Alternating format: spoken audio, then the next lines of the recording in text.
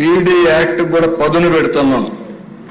నేను ఈ విషయం మీరందరికీ కూడా ఎందుకు చాలా గట్టిగా చెప్తున్నానంటే ప్రజలకు కూడా అర్థం కావాల్సిన అవసరం ఉంది. ఇప్పుడే కొంతమంది మాట్లాడుతూ ఉంటున్నాను. విన్నప్పుడు ఒక లెక్కలేనితనం వచ్చింది. ఏం చేసినా జరిగిపోతుందని ఒక అలవాటు అయిపోయింది. మెంటల్గా కూడా ప్రిపరేషన్ అయ్యారు. అలాంటి సమయంలో పగడ్బందీగా చట్టం ఉంటే తప్ప, పనిష్మెంట్ కూడా అదే మోతాదులు ఉంటే తప్ప వీళ్ళు భయపడే పరిస్థితి రాదు. అందుకే పీడీ యాక్ట్ కూడా పదును పెట్టాం. తెలంగాణ, తమిళనాడు, మహారాష్ట్ర, గుజరాత్ కూడా స్టడీ చేశాం. అక్కడ ఉండే చట్టాన్ని అంతా తీసుకుని ఏబీవీ పీడీ యాక్ట్ లో పెట్టగలుగుతాం ఎన్ని పెట్టాం.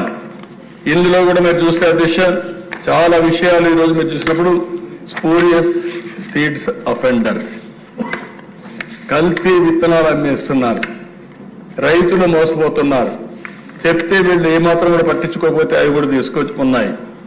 Insecticide offenders, fertilisers offender, food adulteration offenders, fake document offenders, scheduled commodities offenders.